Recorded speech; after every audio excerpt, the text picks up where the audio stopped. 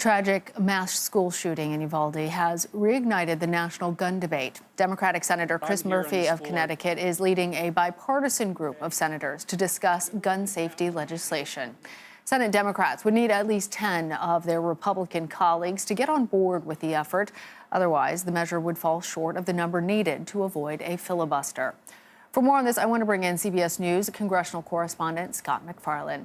Scott, I understand you have some news regarding gun safety legislation on Capitol Hill. What's on the table and who is involved, particularly on the Republican side?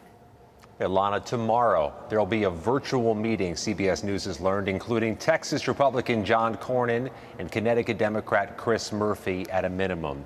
Senator Cornyn is the Republican who's been dispatched by Republican leadership to be part of these bipartisan discussions. What Senator Cornyn said today is that they're going to talk about a basic framework tomorrow and move from there. Senator Murphy has been pretty clear. He doesn't want a messaging bill, something that illustrates or amplifies political divides. He wants a compromise bill. What's on the table? We've spoken to a number of people today who are familiar with this bipartisan group, and they say red flag laws seem to be the easiest path to consensus. Red flag laws exist in about 20 states nationwide. They allow a court or a judge to order firearms seized from somebody who is ruled officially to be dangerous. What Congress could do is come up with a system to fund states' efforts to pass red flag laws in the form of grants or otherwise, to expand red flag laws from the set of states in which they already exist to other states. Senator Murphy has also talked about tying up some of the loopholes in the federal background check system. We've been asking through the week Democratic senators and staffers whether there's a threshold, whether there's a possibility, Lana, for a 60-vote passage of anything to do with raising the age for purchase of assault weapons or prohibitions on high-capacity magazines. Those pathways just aren't there. The red flag law, the background checks, that seems more realistic at this point in time. All right. Scott, obviously, you mentioned that this is going to be a virtual meeting. Congress is home on recess this week. Do you think that that's going to impact these discussions for better or worse? I think the members of the group have been more bullish because they're meeting remotely or virtually versus being here in person beneath the bright spotlights and the microscope that exists here in the U.S. Capitol. That's an argument they're making. They've been taking some heat in the U.S. Senate for taking this week-and-a-half-long Memorial Day recess coming right off the heels of Uvalde, when there's this public outcry for action. They're home. That could be a political problem for them, so we've heard the argument that they actually could get more done when meeting virtually or remotely. But here's the thing, Lana, and Senator Murphy's been saying this pretty clearly. They need to move swiftly. The gun control activists have said the same thing. There is a momentum right now. There is a demand for action. If they don't meet this moment, it could atrophy. And if they wait till later this summer or later this year, that push for 60 votes could fall flat. Scott, I just want to ask you a follow-up about that, because I think that it's important that Cornyn is a Republican that seems to be leading that side of the response, because he has a 100% approval rating from the NRA. He's also he represents Texas, where Uvalde took place.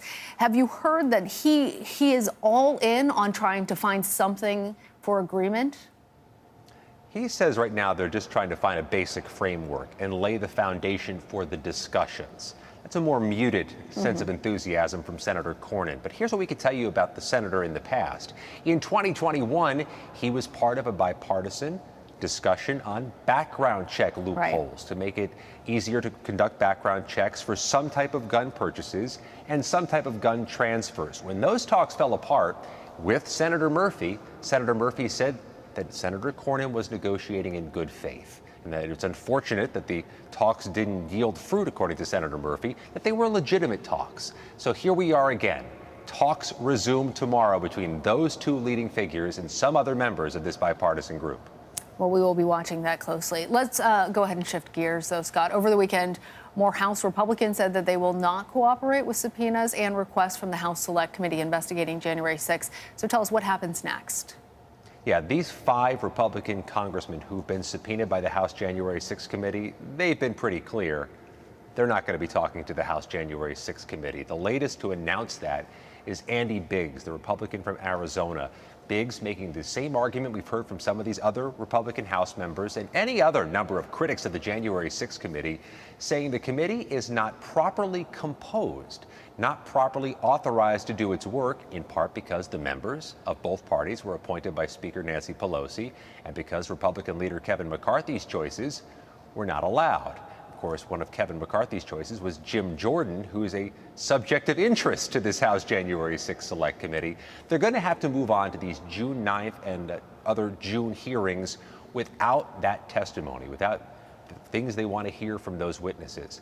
The January 6th committee is running short on time to get ready for those hearings. Something else we've learned, CBS News has learned, the committee is giving up on getting the emails it's been seeking from a contractor of the Republican National Committee before the June 9th hearings begin for the January 6th committee. They still want those records, but in a new court filing, they acknowledge they just won't get them in time as the litigation goes back and forth between the committee and the Republican National Committee, and as the back and forth now continues between the committee and those 5 Republican House members. All right, Scott MacFarlane in our nation's capital. Scott, thank you.